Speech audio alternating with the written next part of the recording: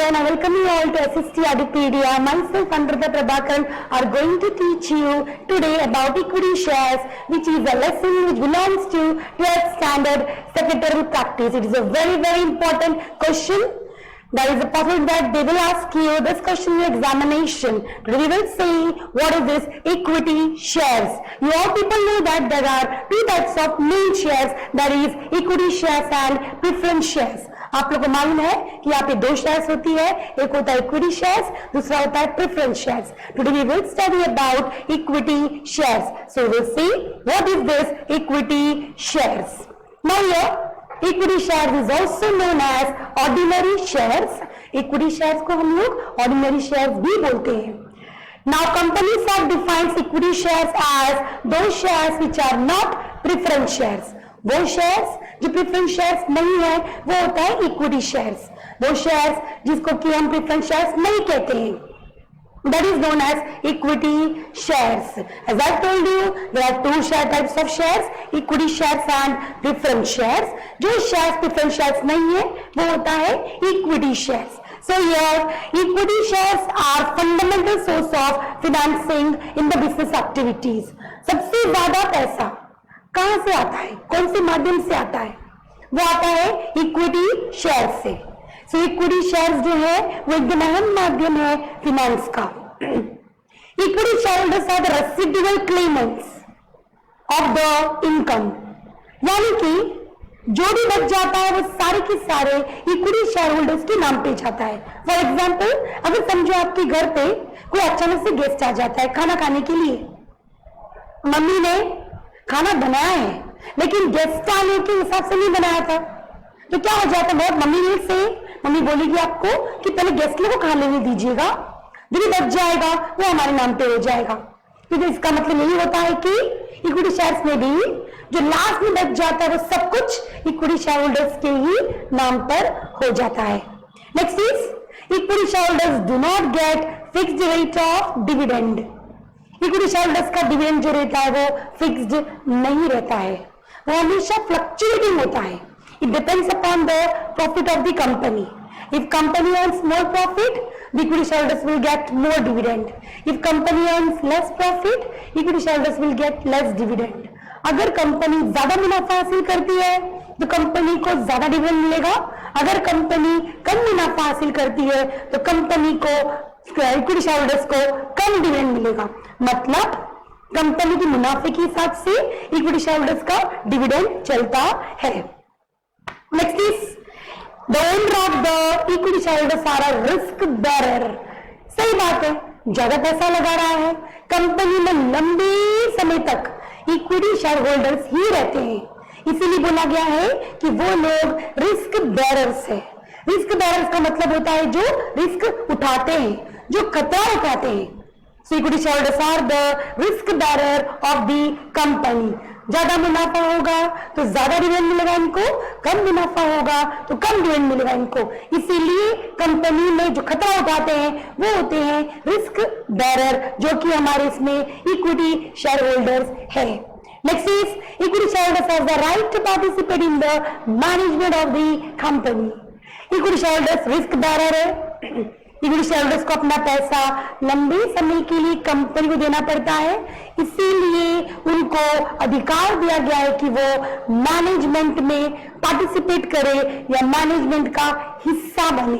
So these are the main simple things of meaning of equity shares. Now we will see what are the features of equity shares. The first feature is permanent capital. Now the amount received through equity shares are non-refundable.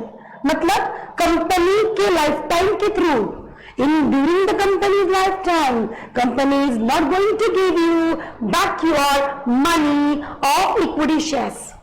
इसका मतलब ये होता है कि company की पूरी जिंदगी भर में कंपनी आपको आपका पैसा वापस करने वाली नहीं है, क्योंकि आप इक्विटी शेयरहोल्डर हो. सो you will get the money only at the time of winding up of the company. आपको आपका पैसा मिलेगा. कब मिलेगा? जब कंपनी बंद हो जाएगी. Second one is fluctuating dividend. इसका मतलब आपका जो डिविडेंड रहेगा, what is dividend? Dividend means income earned by the share holder from the profit of the company. Company के मुनाफे में से जो हिस्सा शेयर होल्डर को मिलता है हम उसको डिविडेंड कहते हैं।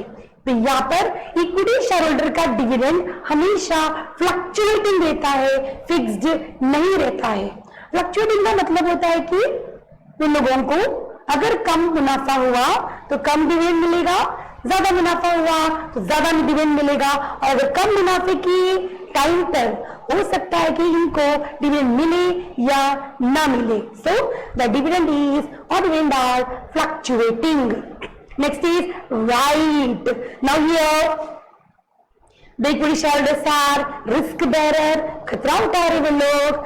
They are keeping their money for longer period of time. उन्होंने परमानेंटली मनी दे के रखा हुआ है कंपनी को, इसीलिए equity shareholders have the right to participate in the management of the company, right to get dividend, right to vote, etc.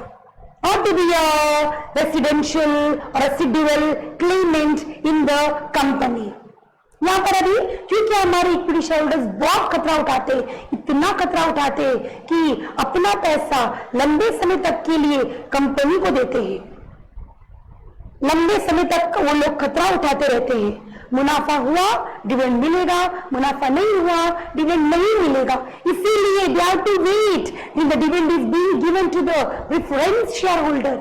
उनको रुकना पड़ता है जब तक कि प्रेफरेंस शेयर होल्डर को डिविडेंड नहीं दी जाती है। इसीलिए ये सारे खतरों की वजह से और रिस्क की वजह से, डिफिकल्टीज की वजह से ही इक्विटी शेयर होल्डर को अधिकार दिया गया है कि वो लोग वोट कर सकते हैं, वो लोग डिविडेंड उनको ज्यादा मिल सकता है, उन लोगों को मैनेजमेंट में बैठने का मौका मिलता है, and so on. Next is no preferential right. Equity shareholders have no preferential right in respect of payment of dividend at first and payment of capital at first. Equity shareholder को अधिकार नहीं है कि उनको डिविडेंड पहला मिलेगा। किसको पहला मिलेगा dividend? The first dividend will be received by the preference shareholder. तो पहला डिविडेंड प्रेफरेंस शेयर होल्डर को मिलेगा और सेकंड डिविडेंड मिलेगा इक्विटी शेयर होल्डर को। Next is capital. जब कंपनी पैसा वापस देती है तो पहला वो प्रेफरेंस शेयर होल्डर को पहले देगी और सेकेंडली वो देगी इक्विटी शेयर होल्डर को। So here the equity share holder receives the dividend at last as well as the capital at last. That means they have no preferential right to get these two things at first. Next is controlling power. Who has the controlling power? The equity shareholders has the controlling power in the company. They are the real masters. वो लोग real master है company के। They are the real owner of the company. They have voting rights. They can participate in the management of the company. उनके पास voting rights है, वो management of the company पार्टिसिपेट कर सकते हैं। इसीलिए कंपनी का पूरा कंट्रोल किसके हाथ में है?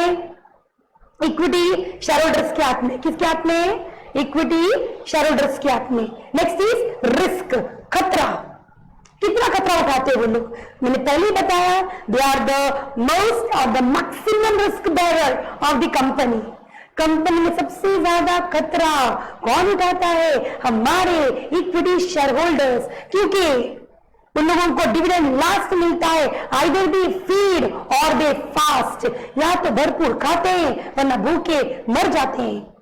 अगर डिविडेंड ज्यादा मिला भरपूर खाने को मिलेगा, अगर नहीं मिला तो इसका मतलब उनको कुछ भी नहीं मिलेगा। So equity share holders are the risk bearer of the company. They are the shock absorbers of the company.